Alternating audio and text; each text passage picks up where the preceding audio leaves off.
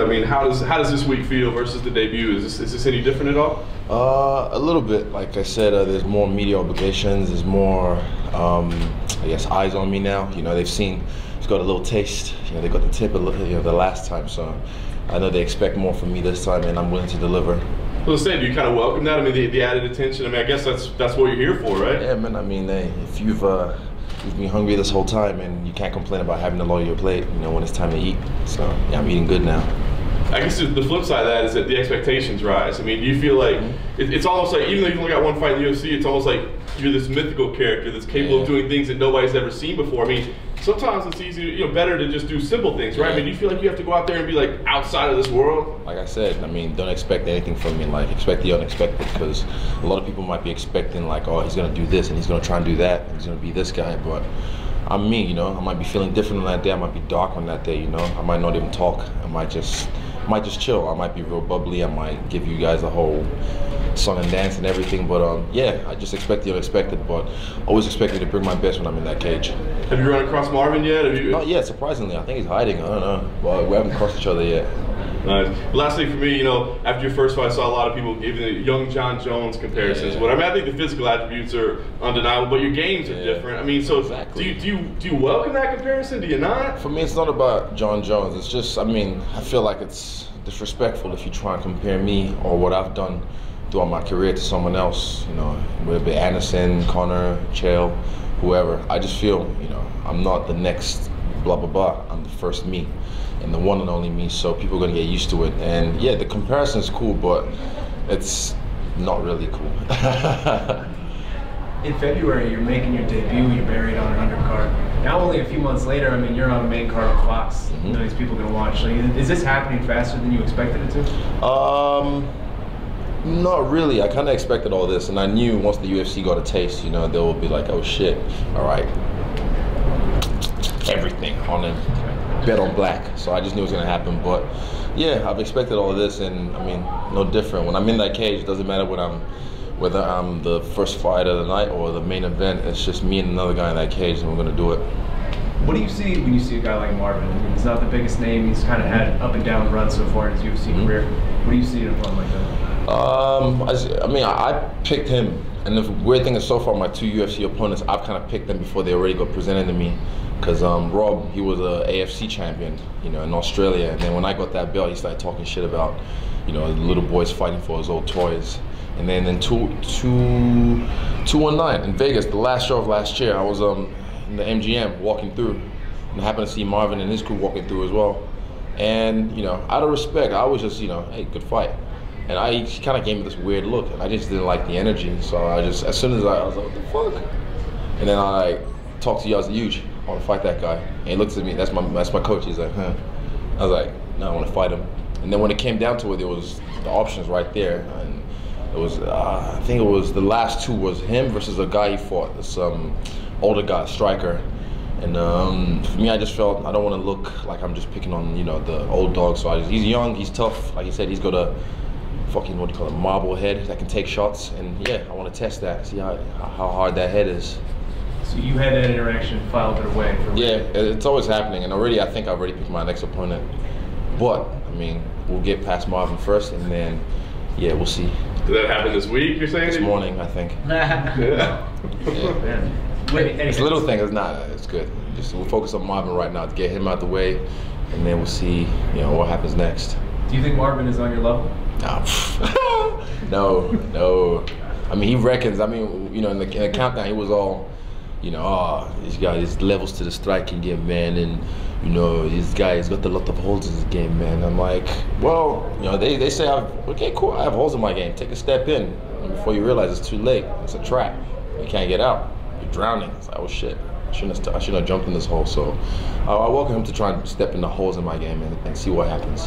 When you picture your career, being this young, when you see your career, where do you see yourself? Do you personally see yourself as being a champion soon? Do you see yourself as being one of the greatest ever? Being one of the greatest ever, that's the goal. Excuse me, achoo. Being one of the greatest ever. I'll come back. Yeah, being a champ is just, like I said, it's just the little trinket you get along the way when you on the level that I'm on. And I feel it's just gonna happen based on the way I fight, based on my charisma, based on the way I just, carry myself. And yeah, it's not really about the belt. It's about, for me, being the guy that people talk about when they talk about like who's the best that ever did this, And I want to be one of those guys that'll get top 3, or they can just say, nah, it's him, guaranteed, bar none. And that's my goal, and having fun along the way, I know you kind of represent the Australia, New Zealand scene, but there's a lot of fast-rising African talent right now. If the UFC does do an event in Africa at some point, is that a card that you feel like you got to be on? 100%, I have to. Me, Kamaru, Francis, and there's even more coming. Like I keep saying, I am not the best representation of my people. Like I feel like I'm the runt of the litter. I think I had to. I think maybe like 17, 16, I started to like grow up a little bit, get taller. I was very I had the same size head with a skinny body as a kid, so I looked like a lollipop. But you go back home now, you see these young kids, like maybe 6, 7, and you can see they're just jacked from just eating eba, banku, all this kind of African food, and just, they just seem like just genetically freaks, So definitely when the UFC goes back to Africa, and they get a taste like, oh shit, this is a thing, because they have like some kind of wrestling, like African wrestling, danbe and all that stuff in certain parts of Africa. But eventually, when they get a test of like, this is a thing, you can do this, then you see a lot of more African kids pursuing the UFC or MMA career.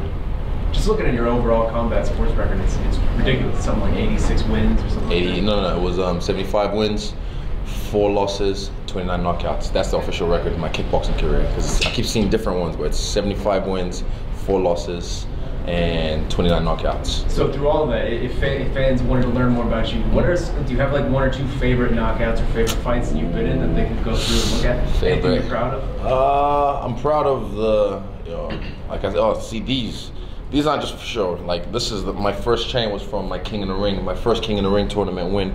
That's an 8-man tournament, which I won. I won it 3 times in 2 weight classes. So that was cruiserweight and heavyweight. And that was no joke, so there's a lot of knockouts on that one I have, and I can't pick my favorite one might have to be one of the heavyweight ones. I can't remember the guy's name now. Jenna, what's the guy's name? You remember? Tall guy. Yeah, I can't remember. Fuck. I can't remember his name now, but yeah, it was a nice knockout because he was quite tall, and he was the favorite to win the tournament, so when I knocked him out, he kind of just went down.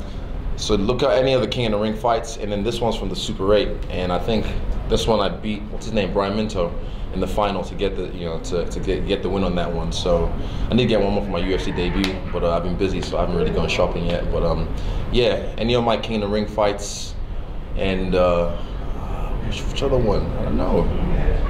The last one's all right, but it's any of the King in the Ring fights. You can have a look and see what I'm about, my striking. For some of the people like that may not be as familiar with you and your combat sports, the last style bender, where does that come from and what does that mean to you? The moniker, it comes from the TV series, Avatar, the kids show. Yeah, so I was watching that as a kid, and I kind of related to Aang, the main character, a lot, and his journey, his quest to realize his destiny as the Avatar, because he has to master all the elements, fire, water, air, and earth, to realize that he's a guy of this world, So in this game, I feel like I have to do the same. I have to master all the elements of martial arts to realize my destiny as the Avatar. And how's that coming for you? Great. The stand-up is obviously at top notch, right? Yeah. But how the other parts of the game, the wrestling, the grappling, and how's that work? For me, we took our time to get to the UFC because we wanted to be able to face the best, the top 10, top 5 straight away, So I didn't just come here like, ooh, I'm here to just, here I am, gonna take part. Nah, I'm coming to dominate. So we came ready, and I've been working on everything for years, like everything. So my last fight, I kept on saying that wasn't just the 8-week training camp, it was an 8-year training camp. So yeah, we never really stopped, we keep going, and people will find out. You just have to find someone to keep me down for long enough to see what my ground game is about. Last one for me, the commission, the Arizona Commission said that they don't want anybody to piss in the ring this time. Are you planning on doing that again? I know, it might need a fresh coat. Might need a fresh coat of dog piss on the ring, so we'll see. Yeah, I mean, it's just, I think it's bullshit, like what we pretending to do here. It's a mimic. I'm just mimicking, pissing like a dog, and it's a metaphor of me claiming my space. So yeah, if I feel the need to, if I feel like I can't really smell my scent as much anymore, then I might have to lift my leg up real quick. Yeah.